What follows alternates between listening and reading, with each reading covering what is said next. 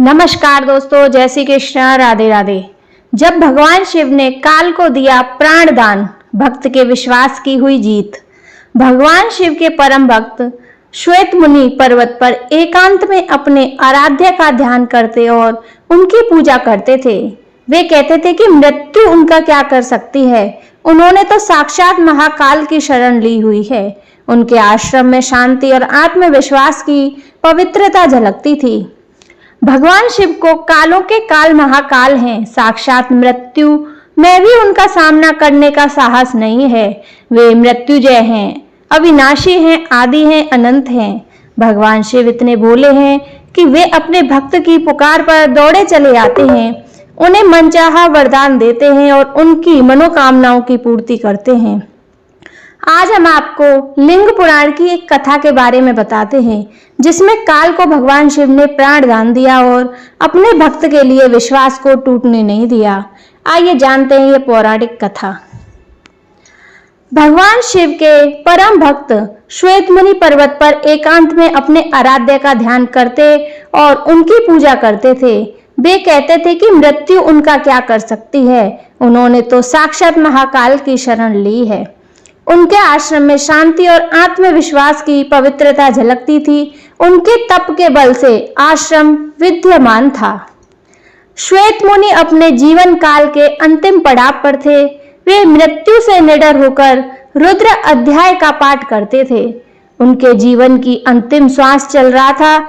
भगवान वे चौंक पड़े। उनके समक्ष एक विकराल आकृति खड़ी थी। पूरा शरीर काला था और उनके काले वस्त्र धारण कर रखे थे। श्वेत मुनि ने अपने आश्रम के शिवलिंग को करुणामय होकर देखा और ओम नमः शिवाय मंत्र का उच्चारण किया। उन्होंने शिवलिंग को स्पर्श किया और उस विकराल आकृति से पूछा कि तुमने इस पवित्र आश्रम को अपवित्र करने की हिम्मत कैसे की?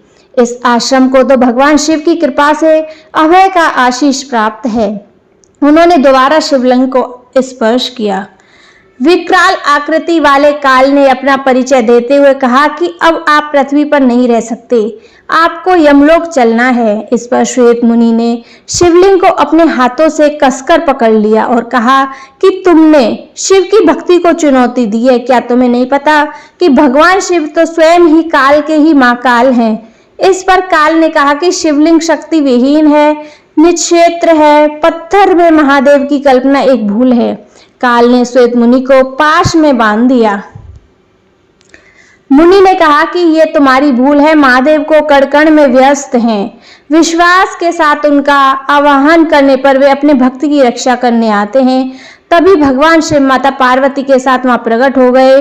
उन्होंने काल को चेताते हुए कहा कि ठहरो, श्वेत मुनि का बात सत्य है, उसका प्रकट होना विश्वास के ही अधीन है। भगवान शिव को देखकर काल प्राणहीन समान हो गया, वह शक्तिहीन हो गया। श्वेत मुनि भगवान शिव की स्तुति करने लगे।